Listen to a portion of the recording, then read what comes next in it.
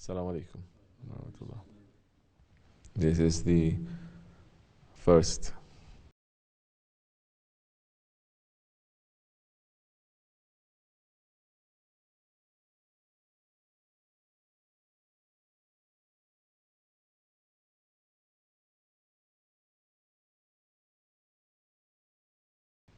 we'll be entering next Thursday night.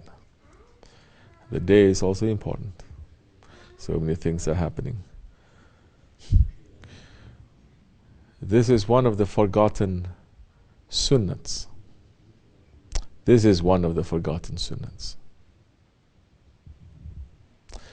That the nation, majority, they are forgotten. How to commemorate, how to give value, how to put the honor on this holy day that from pre-eternity Allah subhanahu wa ta'ala and the Holy Prophet ﷺ and all those ones that is pleased with Allah, they have always honored this day. This day was honored for over 1,000 years, the day of Ashura. But it's only been recently that since the Ummah has lost the direction because they remove the head, so they make up new traditions for themselves. So many old, real traditions coming from the Prophet ﷺ, they just remove that. They throw it out. And Ashura is one of the lost traditions. Ashura, it is not just a day to remember the martyrdom of Hazretleri Hussein and his family in Karbala. It is also to remember so many events that has happened since pre-eternity. So many events that has happened for thousands of years. Events that is important to Allah and His Prophet. Important to the believers. That there is a big opening coming on that day. It is a day of so much safety. It is a day of so much forgiveness. And this world now needs safety more than ever. And the Ummah needs more forgiveness now more than ever. But you don't see the Ummah running after these holy days and nights that Allah's mercy is raining down on to ask for this. So how are we going to now come out from this mess? You cannot. You cannot come out from this mess. You're saying, I love Allah. But Allah subhanahu wa ta'ala is saying, say to them, Ya Muhammad, if you love Allah, you must love me and obey me for Allah to love you. So anyone who's claiming that they only love Allah without loving the Holy Prophet ﷺ and loving those ones who are representing the Prophet, loving the lifestyle, loving truth, loving the wasila, loving the protocol, loving the sunnats, then their love is only what? Is only fake. Their love is not something which is real. And Allah is saying, you may love me, but I'm not going to return that love. Because now that love, it is not complete. That love, there is something wrong with it. That love, it is still ego. You think you're loving, but that is still ego. Because that love is only for yourself, it is not for me. That love is only for you to benefit. It is not for me. That is not love. Because Allah made it clear, if you want Allah to love you, that you must love those ones, those values, those days, those nights, everything is coming into it. You must love that lifestyle that that Prophet brought for Allah to love you. Otherwise, Allah is not going to receive your love. He is going to reject it. It is not just love. Allah is saying you must love and you must obey. Because so many, especially in the 21st century, the idea of love is you do whatever you want. The idea of love is you let me do whatever I want. The love is for the ego to be completely free. But love in Islam, it is the ego to be completely in chains, and the spirit to be completely free, to be submitting. Submitting to who? Submitting to the one that it comes from.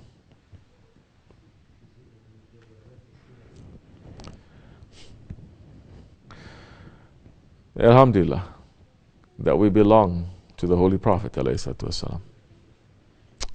We belong more directly to the ones who have been sent for us, that we belong to our Shaykhs and to the awliya Allah. Once you understand that you belong, that you are part of them, that you cannot see unless you use their eyes, that you cannot hear unless you use their ears, that you cannot speak unless you use their tongue, you cannot walk unless you use their feet, you cannot touch unless you use their hands. Once you realize that, you're a believer. Once you realize that, the believer is going to be dressed with what? He's going to be dressed with the power that Allah has given to his friends, because that one has completely now disappeared into the oceans of his friends. So don't look too far, look to see what is ahead. To love, if you don't have obedience with that love turns rotten. Because the obedience is the shell that protects that love. If there is no obedience and it's just a very strong feeling that you have, if there is no shariat meaning, if there is no protection, the love becomes rotten, and one day shaitan will just fool you very quickly. Going to say, you love that one, but what is that one doing to you? You love that one, what has that one done to you? You're always asking, pleading, is he answering your prayers? When is he going to be satisfied? Isn't it? That time shaitan is sitting on your head because he's starting to understand love only from the egoistic understanding. You're not understanding love through the Prophet's understanding and through the understanding of the awliya Allah, those ones that Allah loves. Put yourselves into the heart of those ones that you are following. Put yourself into the heart of your Shaykh. Once you start doing that, it is very easy for you to know what to do. It is very easy for you to do the right thing. It's not going to be easy for you to do the wrong thing. Because in reality, you are always connected and you are consulting. You are in muraqabah. And you're saying, this action I'm doing, look with the eyes of your Shaykh. If Shaykh Effendi sees this, is he going to like it? Listen with his ears. If Shaykh Effendi hears this, is he going to like it? These are very simple questions that you don't have to study for years, philosophy or Arabic or tasawwuf to understand. And this is coming directly from the Hadith Qudsi.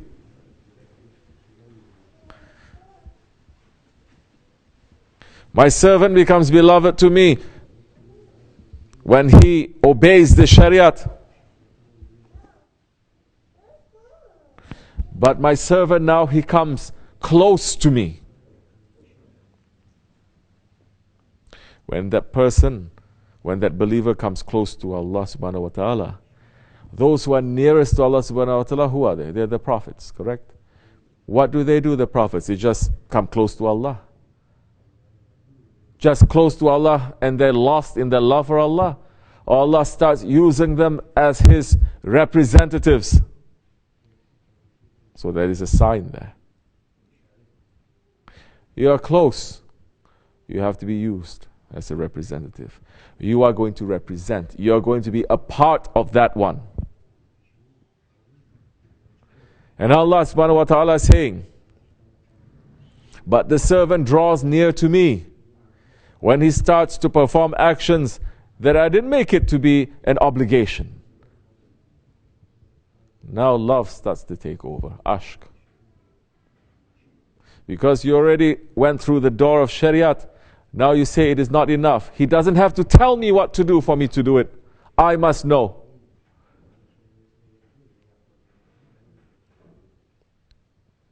Then what happens when you are close to Allah subhanahu wa ta'ala? Just as the prophets, they are representing Allah subhanahu wa ta'ala. In these days there are no more prophets, but the friends of Allah, the believers, they start to behave and act, understanding what Allah subhanahu wa ta'ala pleasure, where His pleasure lies, where His will lies. You're going to be the eyes that He sees with. I will be the tongue that He speaks with. I'll be ears that He hears with. And He will be Rabbani. That's the time you're going to be Rabbani. It's not just a title you're going to put at the end of your name. Just because someone says, you look to yourself in these days.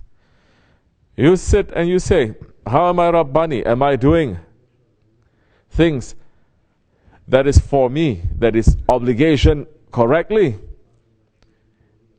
And am I doing the things that it is not obligation, but it is important for me to do? I don't have to wait for my master. I don't have to wait for Allah to tell me what to do, because it makes sense for me to do.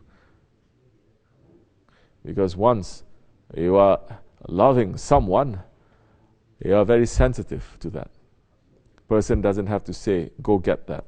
Person doesn't have to say, I'm sick. Person doesn't have to say, I'm happy. Person doesn't have to say, I'm sad. Because when you are beloved, then you're going to look and you're going to pick up right away. That's the time you're going to be useful. In these days, we should sit down and understand how far we are, how close we are, what are obligations of the actions, and what are the obligations of the heart.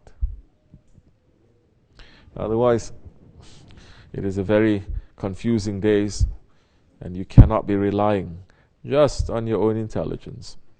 You cannot be relying just on your own understanding. We have a Sheykh, and we are leaning against his understanding and his faith. As much as we are holding on to him, there much safety we're going to get. We have a long journey ahead of us. We have a lot of work that is ahead of us. If you are not going to understand this quickly, you are going to be able to, you are going to suffer a lot. And you're going to see the people around you that you love suffer also. It is not something that is difficult to understand or to do. It is very easy. Don't be stubborn and don't be in ghaflat. وَمِنَ اللَّهِ تَوْفِيقٌ. These words are first for me, and then for those ones that you see there is something useful there. If you like it, take it. If you don't, leave it. Al-Fatiha. Assalamu alaikum wa rahmatullah. Yes, say. Bismillahirrahmanirrahim.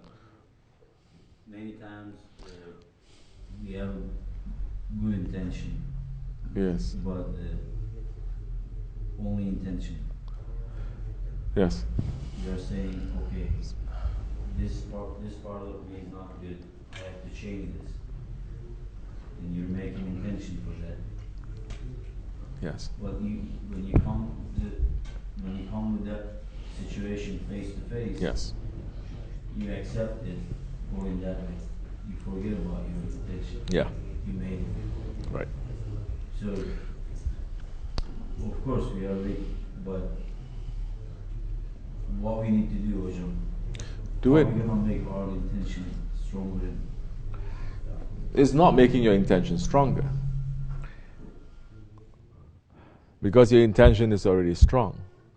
It is how to remember your intention at that moment. How are you going to remember your intention at that moment? You come now to a split in the road. You know how it is. Maybe a misunderstanding, you're seeing, okay, this one, wrong word, wrong words, wrong voice is going to lead to that. Correct? It's going to lead to that. It's going to lead to a big blow up. You've gone through it so many times. You know the routine. You will even know before it hits you. You can see it from a long way because you've always done it before. You have to decide. Do you want to change or you don't want to change? If you say you want to change, no matter how difficult it is, the road is now split. You're saying, you know, if I take that action, it's going to lead to this situation. If I take another action, I'm not going to have this situation, it's going to be a little bit better. Where is the ego pushing? To take that situation that is always taken, that always burns. Where is the spirit telling you? Where is Allah and His Prophet and our Sheikhs are telling you? Take the right way. Now you come to that split now. You know, but you come to that split. Now, when you're coming right in front of that, are you confused or are you not confused? Is there confusion? Yes. Why are you getting confused? Even we know that it's right and wrong. Exactly. There's not confusion. Confusion is not knowing what is right and not knowing what is wrong. That is confusion. Stubbornness. Stubbornness is not wanting to change even if you know that it is wrong.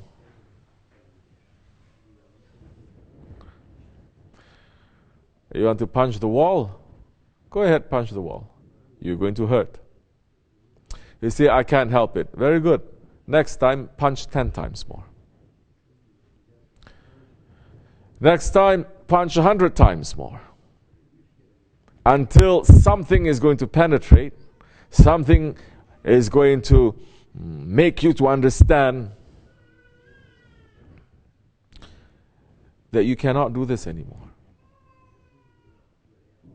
It is hurting you. You cannot do it anymore. It hurts. This is what we call being in a drunk station. You understand? Anger overtakes and you're drunk and you cannot think. Jealousy overtakes, you're drunk and you cannot think. You know what is right or wrong, but you feel powerless. You cannot do the right thing. Because it's such a habit that you're doing. Such a habit. It's so easy. When it hits, you're going to do it this way. When it hits, you're going to go this way. When it hits, all your life, you're doing that. Over and over, you're hearing, no, take the right way, take the right way, take the right way, but you keep going to the left. Because it is easy. Life is going to teach you. You cannot continue like that. If you come into tariqat, it will teach you cannot continue like that in a more compressed time. Maybe you go outside, you say, I don't care, I want to smoke. I don't care, I want to smoke. You say, smoke. I know it's going to kill me, but I want to smoke. Smoke, keep on smoking. You're in that drunk situation. Why? Because it hasn't hit you yet. Once something hits you, then you're going to make a what? A decision. You already know what is right or wrong. But now you have to make that decision. You have to say no. When you come to that cross, to that split, you're going to say, no, I'm not going to. Your whole nafs is burning and you're going to say no. I'm just going to sit. No, I'm going to go to the right. No, I'm not going to smoke. But before you come to the split, there are so many stages that you go through. So many stages that you go through before you reach that station of stubbornness. Complete stubbornness and drunkenness. There are so many stations. You've gone through this so many times. Don't make that decision when you come right in front of the split. Make that decision from before. A little bit hits you and you know it's going to lead to that direction. Okay, you're going to stop. Do you understand? Yes. You say, no, I know this is going to. This is when you put the brakes on. You don't put the brakes on, you're going. You know there's a wall ahead of you. You're going to crash. Both of you, if you continue this way, you're going to crash, definitely. The control is not when you're right in front of the brick wall and to put the brakes on. The control is when you're 100 feet away. You see it coming and you put the brakes and you go to another direction. You have to decide and you have to step on your ego that time, not when you're right in front. You put the brakes, you're definitely going to crash too. It's not just a good intention. Now, you have to practice it. If you're not doing that in small things, everyday things, with your work, with your children, with this, with that, how are you going to deal with bigger things? Everything, there is a practice to it.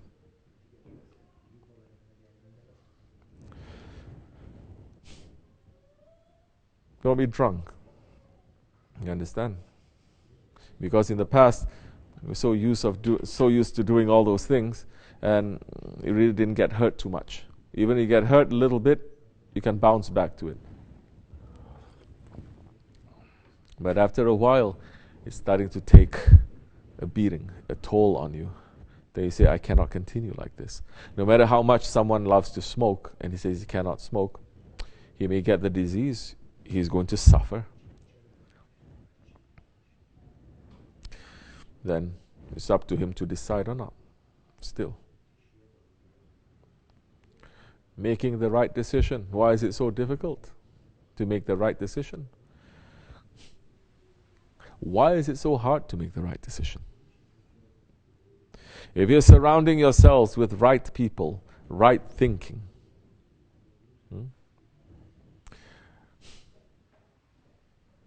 you're just going to go ahead and make the right decision. If you're surrounding yourselves with wrong people and wrong thinking, very easy for you to make the wrong decision. Because wasn't it what Hazretleri Ali Karamallah was just saying from the Holy Prophet ﷺ, saying what? The man's religion is according to the religion of his friends. You understand? The man's religion is not individual religion, it's who he hangs out with. Who is he with? They believe in that, he believes in that too. Which is why Allah subhanahu wa ta'ala is giving an order saying, be with the salihin. Follow them, obey them. That's why he's saying, be jamaat. Allah is giving another order, be a jamaat. And in this way, in the tariqat, we're saying what? Be in sohbet, be in association, be in consultation. At that time, you're going to make the proper decisions according to what is surrounding you. Is much easier. This world, especially the last 100 years, this idea that everyone is separate from each other, everyone should be independent, everyone should be free, everyone is alienated from each other. Very easy that time for shaitan to control you. Very easy for your nafs to control you. Very easy because you're living in this dunya. And in this dunya, is taking also its support from nafs, from shaitan and from your desires. Then very easy that time for you just to go to take the wrong direction. Why Sheikh Effendi is saying be jamaat too? Why are we setting this up? Maybe before you would do certain things, no one is watching you. You don't care. Because you don't care for the people so much. And the people that you care say, it's okay, do it.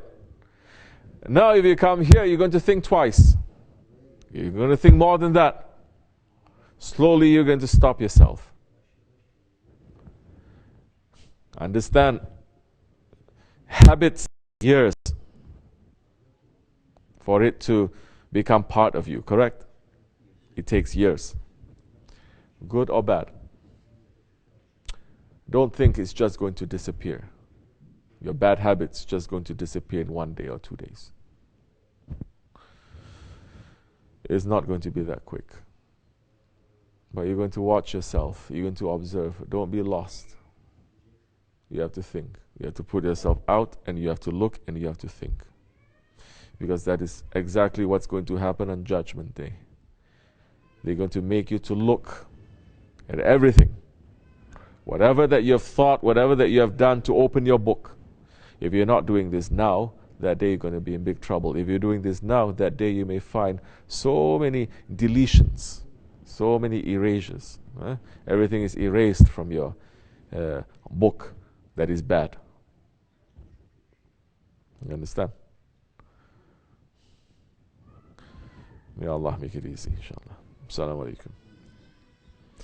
Bashka. Bismillah.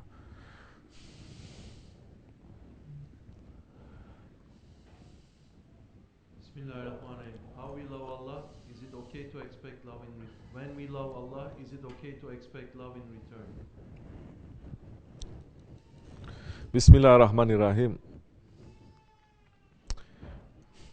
You have to understand, everything has a creator. Love has a creator too. You are not the one who is creating love. Allah is the creator of love.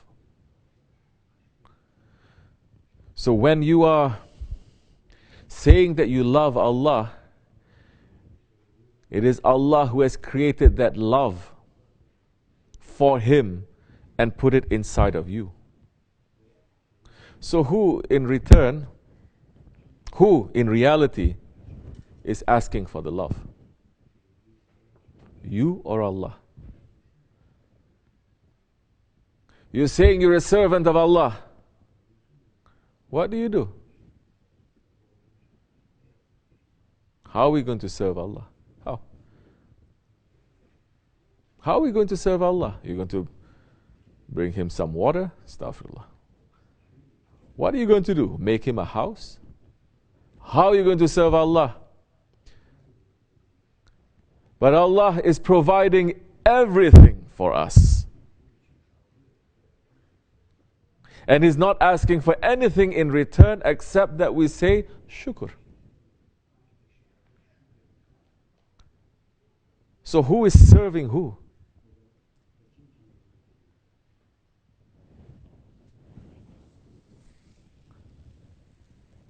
You're saying you love Allah. Is it okay to expect love in return? That means you don't understand what love is too. You don't understand who is the creator of love, who put that in. One day you wake up, you go through certain experience and you say, I love my Lord.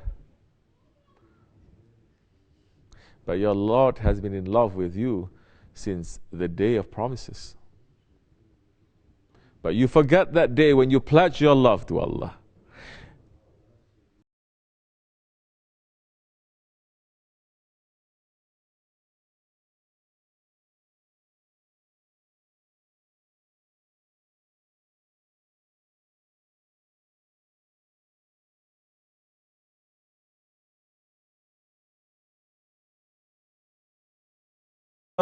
Is coming down to the first level of paradise.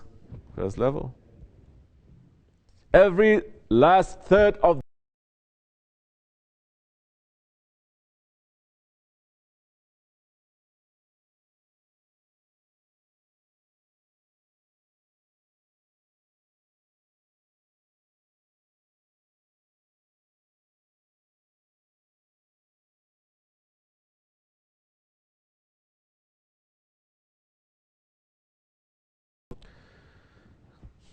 So what is your understanding? I give you some, you give me some. when you're talking about this is what it is in the dunya love.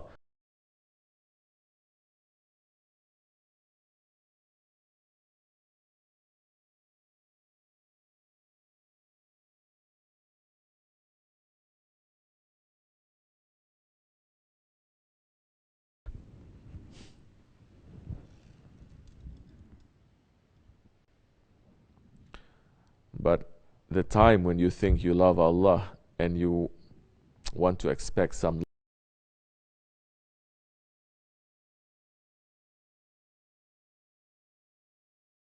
given you the best.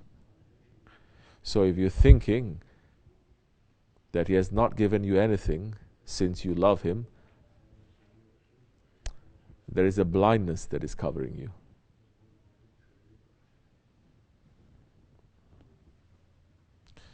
Because you cannot put a price on one breath of air. You cannot put a price on one eye. You cannot put a price on the shahadat that He has given you. You cannot put a price. You cannot even put a value to being a part of this Ummati Muhammad. Can you? What else do you want? So what do you want? What kind of love you expect? What kind of love you give? How do you love Him? Let me ask you that. How you love? To say I love you crying every night? To say I love you? So what do you do? Oh, I pray, I do this, I do that. How many sohbets we are going to give? You are no better than Musa alayhi salam. Going up and to say, I love you, Ya Rabbi. What can I do for you? And Allah is saying, what have you done for me to show your love? I pray, Ya Rabbi. That prayer, it is for you. I fast. That fast is for your safety and your protection. I give zakat. I go to the Hajj. I did everything. Is it still for you? So now there is a criterion for the love of Allah. We talked about that earlier. Now let me bring Musa alayhi salam in. And Allah is saying what? Love whom I love. And leave those that I leave. Today, in the name of love, they love both haq and batil. Haq people they love, and batil people they say we don't judge, we also love. That is exactly what Dajjal wants. That is exactly a fitna of Dajjal. That is exactly the confusion. You cannot love evil. It is wrong. You are not going to say, I am better than that evil. I have that evil inside of me is what you're supposed to say. But you are not going to say, I have that evil inside of me, so I must love the evil too. So I'm saying, we love shaitan, Muslims. MashaAllah, you're going to be with him. You're going to be whoever that you are in love with, you're going to be with them.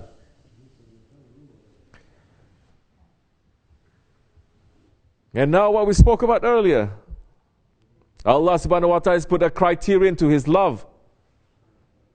And that is the criterion to His love. That is the divine criterion. That is a criterion of the love of the Prophet. That is a criterion of the love of the awliya Allah. Say to them, Ya Muhammad alayhi salatu wasalam, if you love Allah, you must love me and obey me for Allah to love you.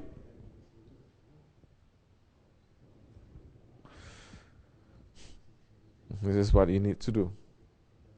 Otherwise, that feeling, that high that you get, you can go to pharmacy, get a couple of pills, pop it, and get that same feeling too. Look to how the prophets, how the friends of Allah are. And their love comes from the satisfaction that their Lord is happy with them.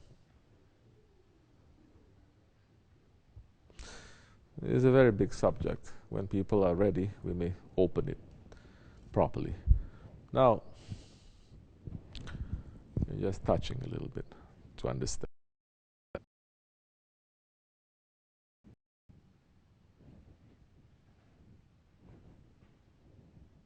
How many times must we say? The man came to the Prophet ﷺ saying, Ya Rasulullah, I love you. And the Prophet said, prepare yourself for hardship.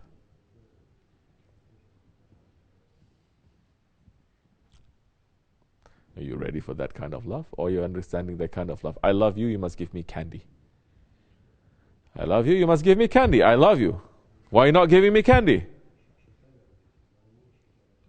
Can be candy. Can be anything that you want. Astaghfirullah lazim wa atubu ilayh. Yeah, I'm a very weak servant to Allah.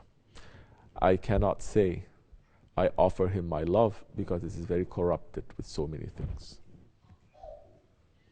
I'm just going to concentrate on trying to do things properly. Our prayers are corrupted.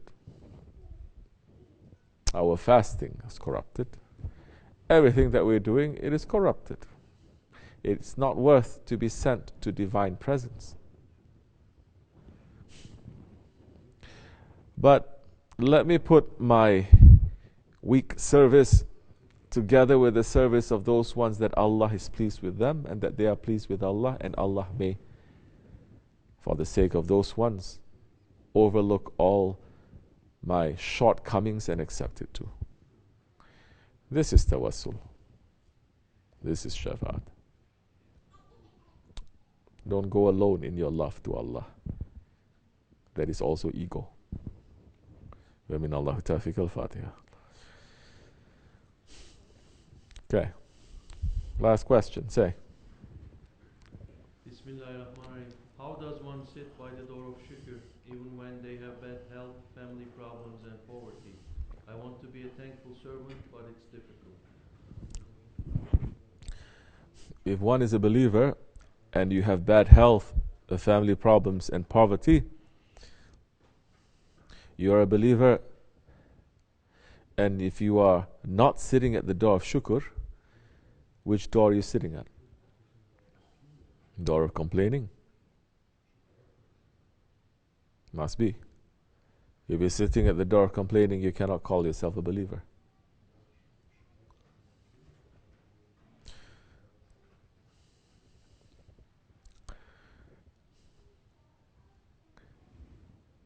It is difficult to understand this if you look for the understanding to come from the dunya.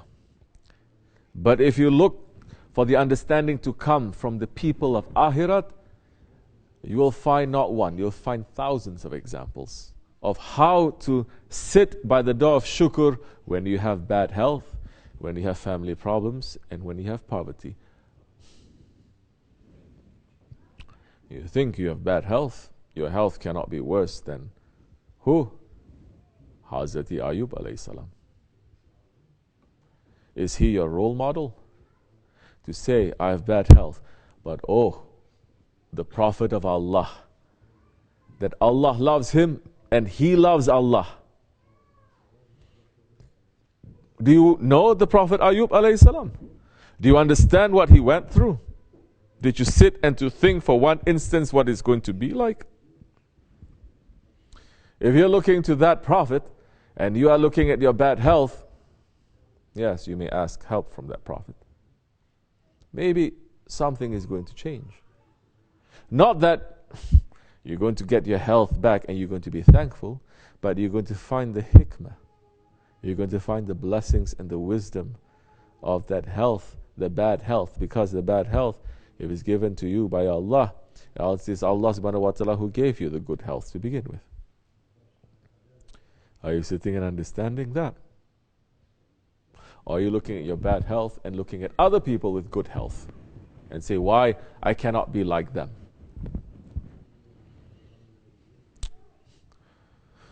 Except for a handful of prophets, majority of the prophets are all poor. Isn't it? Prophet ﷺ, he was so poor. And he's not poor because he's working, and he didn't get nothing. He's poor because whatever he has, he gave away. And he was so poor, and he was so hungry, and the Sahabis were so hungry. One day they came to the Prophet ﷺ, and they said, Ya Rasulullah, we are so hungry. We've given everything to the poor people. We've tied a stone to our stomach to stop the hunger. And the Prophet ﷺ lifted his own shirt, and they saw 2 stones being tied. And to the friends of Allah, and to the Salihin, and to the Sahabi Kiram. Which Prophet doesn't have family problems? Which one? Holy Prophet ﷺ? Oh, his own uncles want to kill him. Your uncle wants to kill you?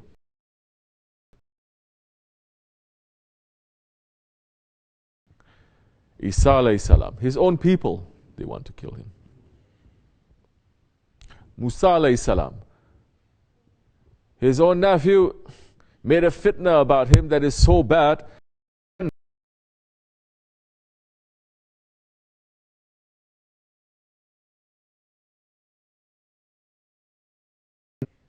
So what is the expectation from this life now?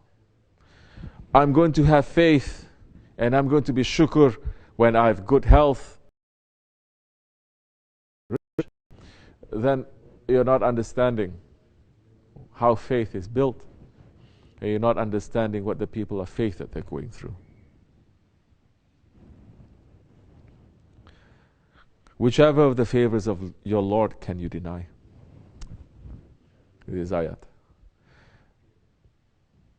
As much as you are counting all the things that you don't have, are you counting all the things that you do have? What is the most valuable, what is the most precious thing for us? What is it? What? Shahadat. Are you really believing that? No, yeah, I'm thankful for my shahadat. No, the person who's thankful for shahadat is not going to say, yeah. Immediately he's going to see, a shame is going to enter and to say, how can I complain about all these situations that I have when Allah subhanahu wa ta'ala is not even granting shahadat to billions of people, and is granting it to me. This world, like this or like that, I'm going to pass. Not too much of a problem. I'm going to pass. It is the afterworld, it is the hereafter world that is forever that I'm looking forward to. Are you believing? How many more sohbets we have to say? That the Sahaba Kiram, they used to make dua for each other to have what? Exactly as these things that you're mentioning. Exactly. They make dua to each other, the Sahaba Kiram. Who are these? These are the ones who are the most loved by Allah subhanahu wa ta'ala other than the prophets. Highest station, no matter how high an awliya is, he can never reach to the station of a sahabi. And the Sahabi Kiram, they are wishing for each other poverty, sickness, and early death. Because they understand what this world is. They understand what a liar this world is. They understand how evil this world is. And they're saying poverty and a sickness and early death will make us to be disconnected from this world, and is going to make us to be connected to the hereafter. That we're going to live the life of the hereafter in this world. May Allah make it easy for you. Be around Ahli Shukr. You'll learn how to give shukr. In Islam, if you see someone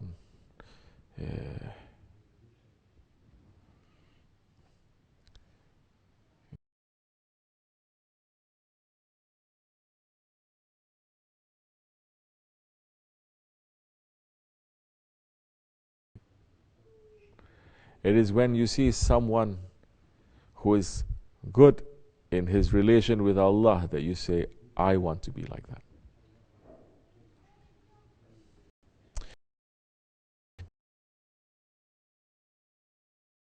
That's how the Prophet of the awliyas are. He is not going to aim to see what this Ahli Dunya has to offer and running after that.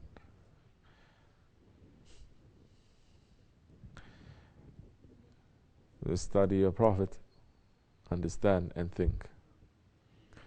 Because there is something underneath these questions also. It is an anger. It is a very dissatisfaction to Allah subhanahu wa ta'ala. And this is not just a question. There's something else underneath. May it be easy. May Allah not test you. Remember and believe. Allah subhanahu wa ta'ala is saying, anything bad that happens to you, it is coming from your nafs. Anything good that is happening to you, to know that Allah is making it to happen. It is from Allah. Whatever that is in front of you, look to see whether it is good or bad. If you see there is a hikmat in that, there is a good in that, it is coming from.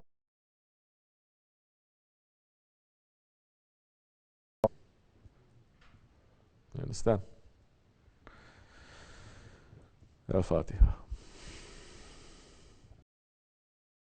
Ameen. Assalamu alaikum. This much is enough, inshallah. Next time we speak more.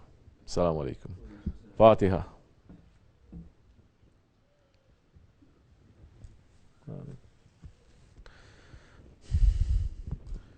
Give the tea.